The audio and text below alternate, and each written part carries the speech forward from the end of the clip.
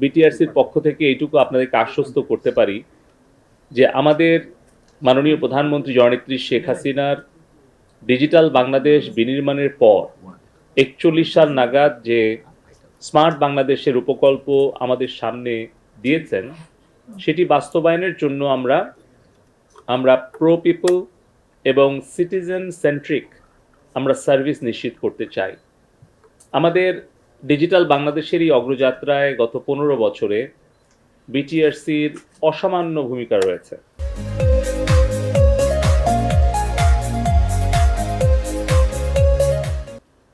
BTRC আসলে digital Bangladesh বিনির্মাণের যে ৪টি মূল স্তম্ভ, আমাদের ডিজিটাল বাংলাদেশ আর্কিটেক্ট মাননীয় প্রধানমন্ত্রী, মাননীয় আইসিটি উপদেষ্টা, তারুণ্যের গর্ব সজীব ওয়াজেদ জয় ভাইয়ের নির্দেশনায় আমরা সফলভাবে বাস্তবায়ন করেছি।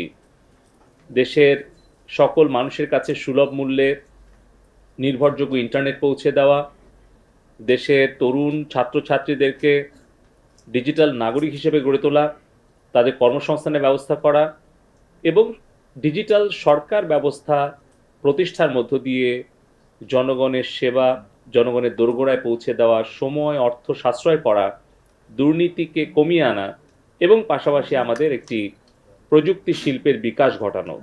এই ৪টা মূল স্তম্ভ শক্তিশালী ভিত্তির উপরে দাঁড় করানোর জন্য কিন্তু বিটিআরসির একটি অসামান্য ভূমিকা রয়েছে।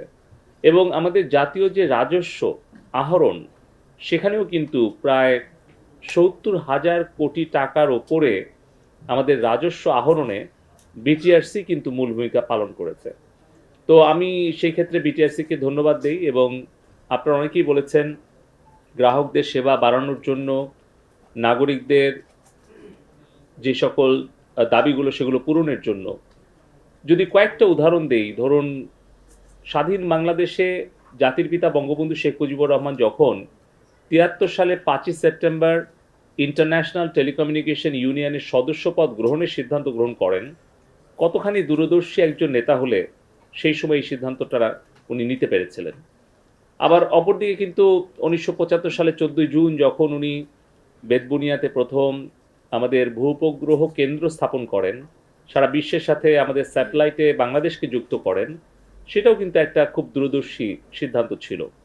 এবং বঙ্গবন্ধুর যে স্বপ্ন ছিল আমাদের নিজস্ব স্যাটেলাইট, সেটি কিন্তু বঙ্গবন্ধুর কন্যা ২০১৮ সালে ১২ই মে উনি বাস্তবায়ন করেছেন। সজীব ওয়াজেদ জয়ের নেতৃত্বে সফল হয়েছে এবং আমরা কিন্তু আমাদের নিজস্ব স্যাটেলাইট এখন মহাকাশে, আমাদের সাবমেরিন কেবল সমুদ্রের তলদেশ থেকে ইন্টারনেট বাংলাদেশে যুক্ত করা হয়েছে। অপরদিকে আরও ৬টি ইন্টার টেরেস্ট্রিয়াল কানেক্টিভিটি সহ আমরা বলতে গেলে জলে, স্থলে, অন্তরিক্ষে, মহাকাশে প্রত্যেকটা জায়গার সাথে আমরা প্রযুক্তি এবং তথ্য যোগাযোগ, টেলিযোগাযোগে আমরা সম্পৃক্ত আছি এবং সময়ের সাথে তাল মিলিয়ে কিন্তু আমরা সামনের দিকে এগিয়ে যাচ্ছি।